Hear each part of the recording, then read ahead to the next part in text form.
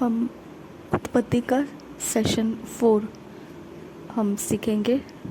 चौथा सत्र अभी सीखेंगे। चक मिसलर के द्वारा हम सीख रहे हैं। जैसे चक मिसलर बताते हैं कि प्रार्थना के बिना हमने वचन की शुरुआत नहीं करनी है सीखने की, तो हम प्रार्थना करेंगे।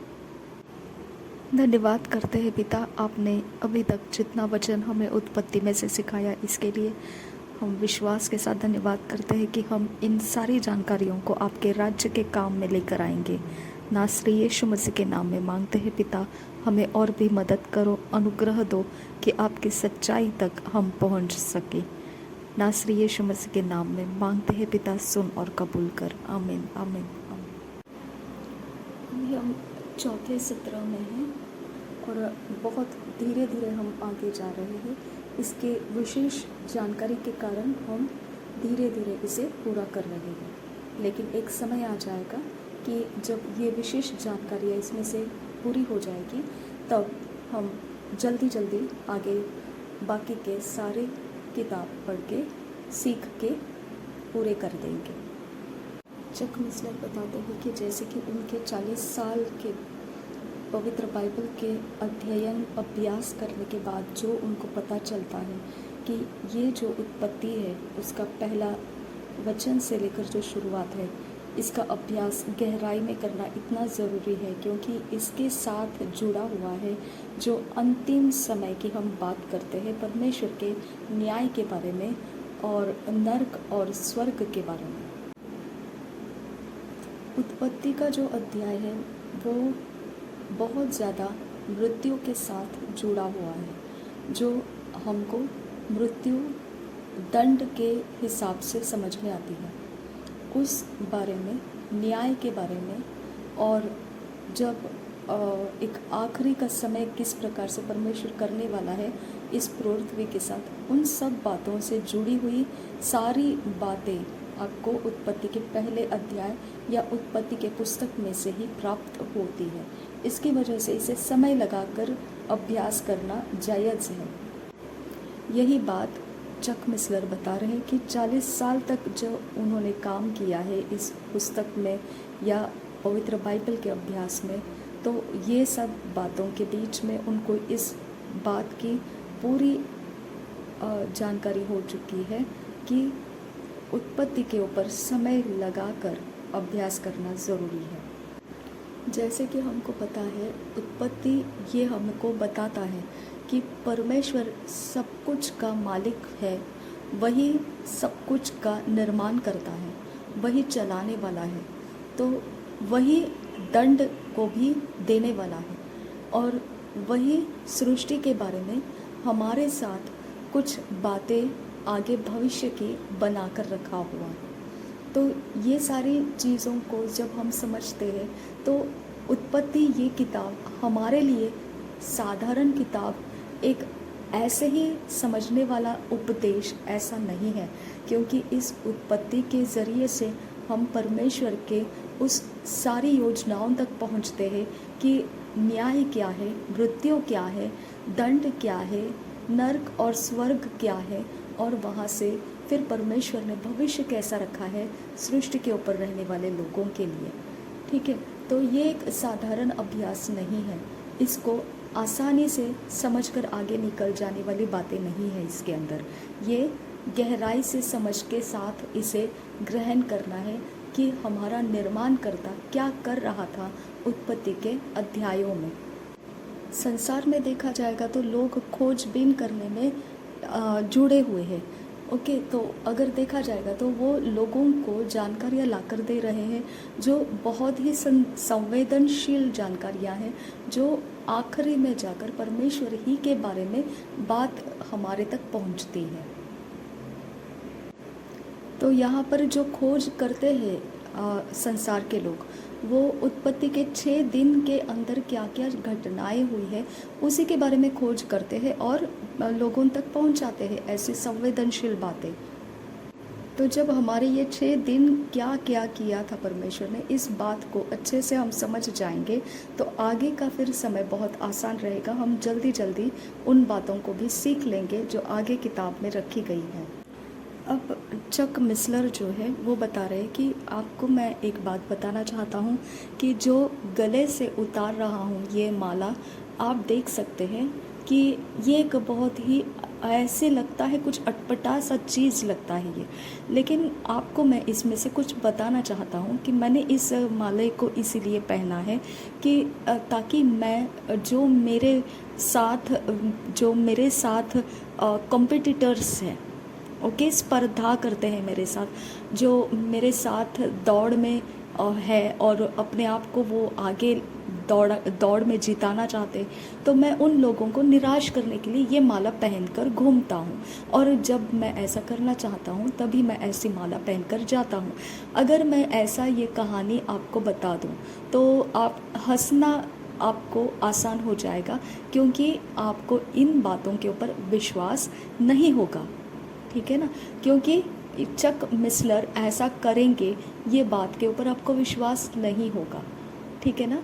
तो यही बात इस माला के बारे में है कि अब मैं आपको बताना चाहता हूँ कि दुनिया के अंदर किस प्रकार से ये चीज़ें हमारे पढ़ाई लिखाई में दिए गए हैं और हम उसे आसानी से विश्वास करते हैं, जबकि चक मिसलर कहते हैं जबकि मैं आपको बोलता हूँ तो आप विश्वास नहीं करते हैं।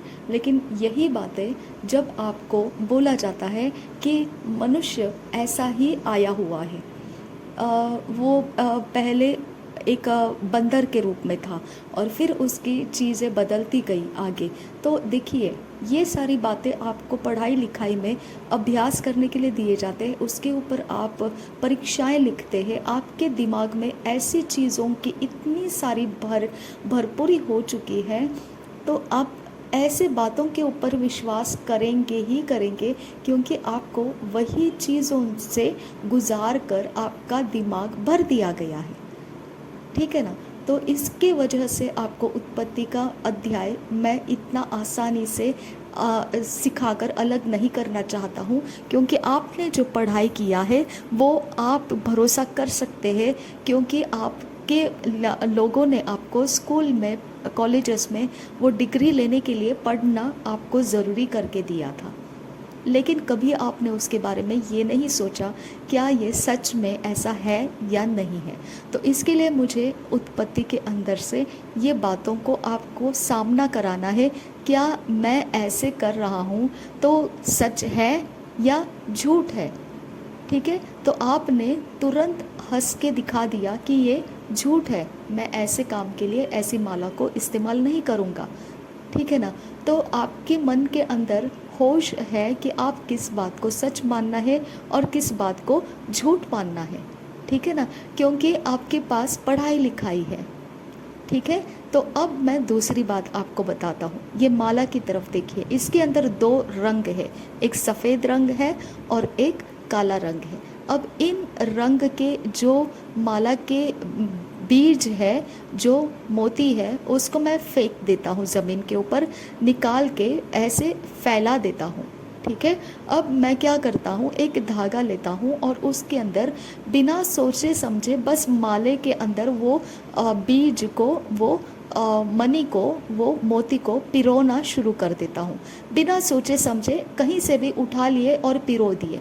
अब देखिए पिरोते पिरोते एक समय आ गया जब ये सारी माला बन चुकी, तो आप देख सकते हैं कि इसके अंदर एक विशेष प्रकार का माला का जो रचना है इस प्रकार से बन गया है कि आदि में परमेश्वर, सबसे पहले परमेश्वर ने आकाश और पृथ्वी बनाई, ओके।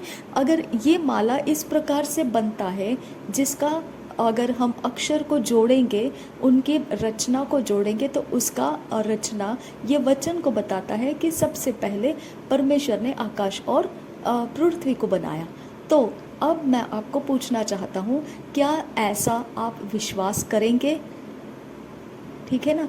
तो ये बातों को आपको समझ में आना चाहिए कि आप किस प्रकार से विश्वास में आप चल रहे हो, क्या कैसे क्या आपने उसको समझ लिया कि सबसे पहले परमेश्वर ने आकाश और पृथ्वी को बनाया है। ठीक है, तो अगर सबसे पहले आकाश और पृथ्वी को बनाया है तो आपको यहाँ पर एक सोचने की ज़रूरत है, क्या परमेश्वर ने ऐसा ही कुछ तो पवित्र वचन में भी लिखा और अचानक से वही वचन बार बार आपको दूसरी जगह में उसी प्रकार का लिखा हुआ मिल रहा है? क्या ये आकस्मिक हो गया है? बिल्कुल, जैसे हमने पिछली बार देखा था। ठीक है ना, पिछली बार हमने क्या देखा था कि जो अक्षर है उनकी रचनाएं जो होती है वो रचनाएं एक अंतर के बाद में दोबारा वो रचना शुरू हो जाती थी। इब्रानी के अंदर वैसे प्रकार का लिखा हुआ तरीका रहता था।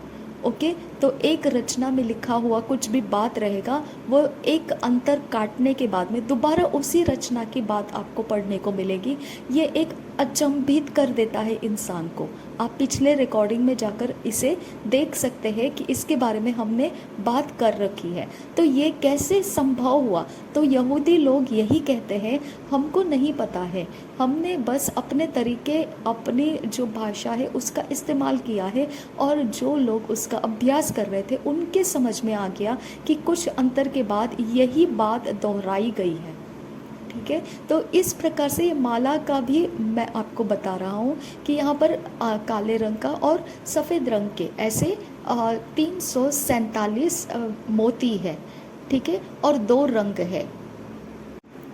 तो आप मुझे आपके बच्चों को ये सिखाने का बिल्कुल भी आज़ादी नहीं दोगे कि ये आकस्मिक हो गया ऐसा कि इतनी सारी मोती बिखरी हुई थी, उसमें से एक विशेष रचना में ही मैंने कुछ मोती ऐसे उठा उठा के पिरोते गया तो एक विशेष रचना में वो बैठ गई, पिरोई गई। ओके, ये आकस्मिक हो गया। मैं ऐसा बोलना, आपके बच्चों को विश्वास दिलाना, आप इसे मंजूर नहीं करोगे। आप बोलोगे आप गलत बातें बच्चों के विश्वास में डाल रहे हो। लेकिन मैं आपको बताना चाहता हूँ कि स्कूल में जब ऐसी गलत बातें आपके बच्चों के विश्वास में डाली गई है, उसकी परीक्षाएं लिखकर उत्कृष्ट मार्क से वो पास होकर जब आ जाते हैं तो आपने उनकी बहुत बड़ी तारीफ़ें लगाई थी। लेकिन आज मैं अगर ऐसी बातें आपके बच्चों को सिखाने जाऊं कि ये ऐसे ही आकस्मिक हो गया, कहीं से कुछ भी आ गया और ऐसे आकस्मिक हो गया, तो आप बोलते हैं कि ऐसी बातें हमारे बच्चों को ना सिखाएं। ये विश्वास उनके जीवन में नहीं डालना इस प्रकार का। इसके लिए आपको अब समझ में आ सकता है कि हमने कितनी सारी ऐसी बातें हैं जो पढ़ाई लिखाई के कारण ग्रहण करके विश्वास में रख ली है। इसकी वजह से उत्पत्ति की हर एक छोटी छोटी बातों का पूरा वर्णन करके आपको सिखाया जा रहा है, ताकि आपने जो सीखी हुई बात है उसमें कितनी सारी गलतियां हैं आपके समझ में आ सकती है। हम शुरुआत करेंगे एक छोटी सी बात से जो आज आपको समझ में आ जाएगी कि आप जो सीख कर रखे हैं और जो पवित्र वचन बता रहा है उत्पत्ति के सृष्टि के बारे में, आपको फ़र्क करना आ जाएगा। हम देखेंगे मॉलिक्यूल के बारे में। मॉलिक्यूल को हिंदी में अगर देखा जाएगा तो अणु कहते हैं या फिर कण ऐसा भी कहते हैं।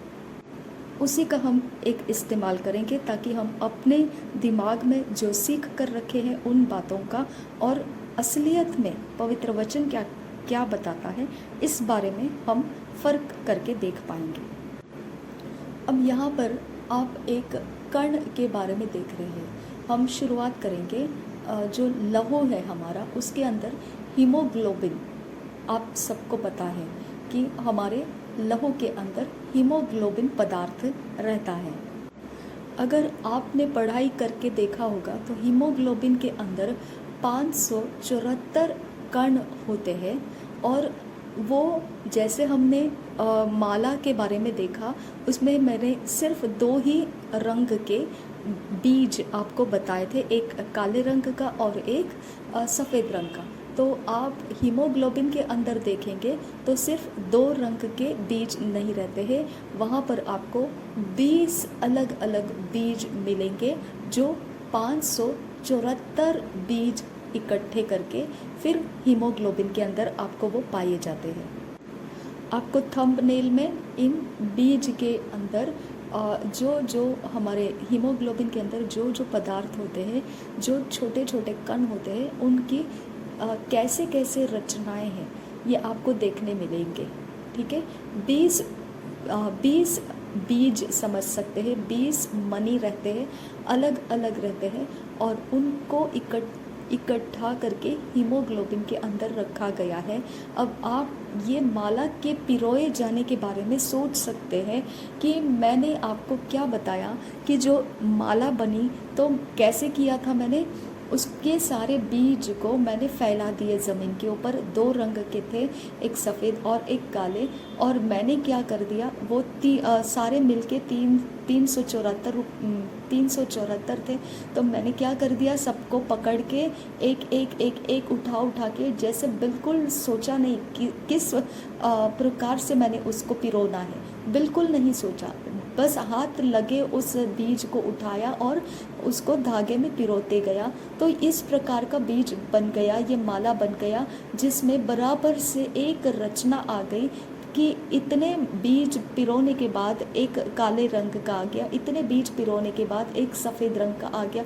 तो इस प्रकार से ये रचना बनी, और इस रचना को अगर मैंने अक्षरों में देखा तो ये अक्षर शुरुआत में परमेश्वर ने स्वर्ग और पृथ्वी को बनाया, ये वचन ये अक्षर के द्वारा हमको मालूम पड़ रहा है। ठीक है, तो आपने इस पर विश्वास नहीं किया। लेकिन अब देखिए, हीमोग्लोबिन के अंदर 574 ऐसे बीज हैं आपके सामने। ये लिखी हुई चीज़ें हैं जो आप देख रहे हैं, ये बीज है 574 हीमोग्लोबिन के अंदर है। और अगर आपने उसके पिक्चर को देखा, हीमोग्लोबिन के अंदर इन छोटे छोटे कणों को किस प्रकार के रचना करके रखा गया है, तो आप सोचिए, सिर्फ 2 रंग के बीज को माले में पिरोते समय मुझे एक विशेष प्रकार का रचना मिल जाता है। बिना सोचे समझे मैंने उसे पिरो दिया था, एक विशेष प्रकार का रचना मिल जाता है। आपको विश्वास होना मुश्किल हो रहा है, ठीक है, लेकिन यहाँ पर हीमोग्लोबिन के अंदर विशेष प्रकार से रचना के साथ 20 अलग अलग प्रकार के बीज, कैसे क्या रचना हो गई, और आप उसको विश्वास कैसे कर रहे हैं। आपको समझ में आ रहा है ये बात? आपने सिर्फ हीमोग्लोबिन को पढ़ लिया, लेकिन हीमोग्लोबिन के अंदर ये कण उसी विशेष एक रचना में इतने 20 जो प्रकार है कण के, वो एक विशेष प्रकार के रचना के साथ हीमोग्लोबिन के अंदर कैसे रखे हुए पाए गए। क्या ऐसे ही आकस्मिक हो गया होगा ये? आपने इसके ऊपर कभी नहीं सोचा, लेकिन आपने बिना सोचे समझे इस बात का अभ्यास करके रखा कि हीमोग्लोबिन के अंदर 20 अलग अलग प्रकार के कण मौजूद है। आपने सोच के रखा, समझ के रखा, लेकिन कभी इस बात को आपने ध्यान नहीं दिया कि सबके हीमोग्लोबिन के अंदर उसी प्रकार की रचना कैसे मिलती रही। इसके बारे में आपने कभी सवाल नहीं उठाया, लेकिन विश्वास में तो ले लिया। अब जब मैंने मेरे बारे में माला जो पिरोया सफ़ेद और काले रंग के बारे में ऐसे ही आकस्मिक हो गया ये रचना मैंने बताया, तो आप उसको विश्वास में नहीं ले रहे थे। आपको समझ में आया? तो होश में आप क्या पढ़ाई कर रहे हो, आप समझ गए कि चक मिसलर जो है ये जो बता रहे हैं कि इस प्रकार से काले रंग का और सफ़ेद रंग की माला में बीज पिरोए गए और इस विशेष प्रकार का रचना प्राप्त हो गया। तो आपने होश में देख रहे हैं, तो आप उसको नहीं ग्रहण कर पा रहे हैं। ओके, आप हंसने लगे, ये कैसे हो सकता है?